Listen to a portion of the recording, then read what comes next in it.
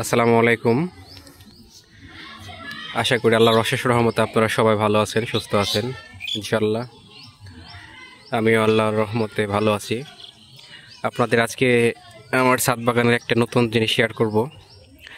অল্প জায়গাতে কীভাবে শসা উৎপন্ন করা যায়। আমার একটা ছোট্ট একটা ড্রাম আছে, এই যে এতটুকু। এই ড্রামে আমি 3টা গাছ লাগাইছি। আল্লাহর রহমতে এত বৃষ্টির ভিতরেও 3টা গাছ আমার টিকে আছে। এই যে ফল চলে আসছে ইনশাআল্লাহ। এই যে প্রচুর পরিমাণে ফুল আছে গাছে, প্রচুর পরিমাণে ফুল আছে, যেটা অবিশ্বাস্য। আল্লাহর রহমতে একবারে পরিপূর্ণভাবে ফুলে পরিপূর্ণ আছে। গাছের গ্রোথও ইনশাআল্লাহ অনেক ভালো আছে। এই যে সম্পূর্ণ আমার গাছটা, সম্পূর্ণ গাছ এটা। এই যে মাচা করে দিয়েছি, বাঁশের যে উৎপন্ন যে কঞ্চিগুলো থাকে সেগুলো আপনার দিয়ে দিয়েছি ইনশাল্লাহ। একবারে ভরপুরভাবে ছড়াই গেছে ইনশাল্লাহ। আর এর পাশেই আমি 3টা আনারস গাছ প্রাথমিকভাবে লাগাইছি। এই যে আনারস গাছ, 3টা আনারস গাছ ইনশাল্লাহ। 3টা আনারস গাছই সুস্থ আছে ইনশাল্লাহ।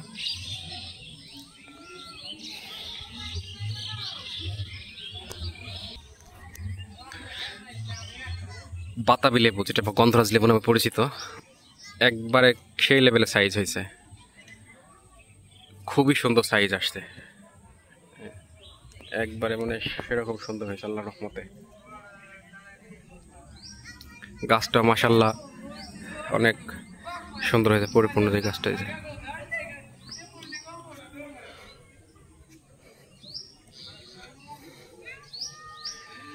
তাছাড়া একটা বড়ের গাছ আছে, বড়ের গাছটা মোটামুটি ভালো ঝাঁকড়া হয়ে গেছে। এবার হয়তো আল্লাহর রহমতে ফলন পাবো।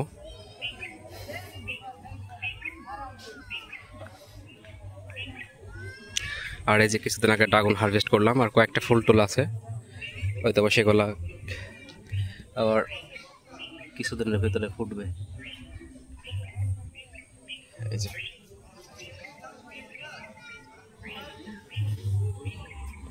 তাছাড়া 3 ফলও আছে, এই যে 3 ফল।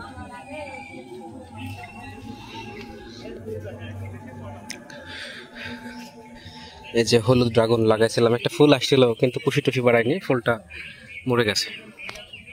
এই যে ফুলটা মরে গেছে, ফুলটা এই যে ফুলটা মরে গেছে।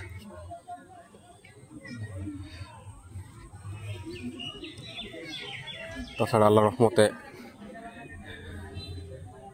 বাগানের পরিবেশ ইনশাআল্লাহ আগের থেকে ভালোই আছে, যেহেতু আজকে বৃষ্টি হয়নি, কিন্তু চারিদিকে বৃষ্টি লেগে আছে। এটা আমার 12 মাসি পেয়ারা জাত, 12 মাসে ধরে এটা। এখানে একটা সিডলেস লেবুর গাছ লাগাইছে, মোটামুটি ইনশাআল্লাহ অনেক ভালোই ধরছে, গাছটা অনেক ঝাঁকড়া হয়েছে।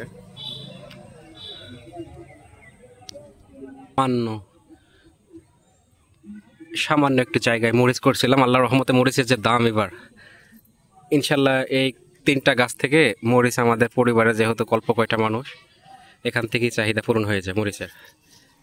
এই যে প্রতি 2-3 দিন পর পরই উঠানো হয় ইনশাল্লাহ। এই যে 3টা গাছ।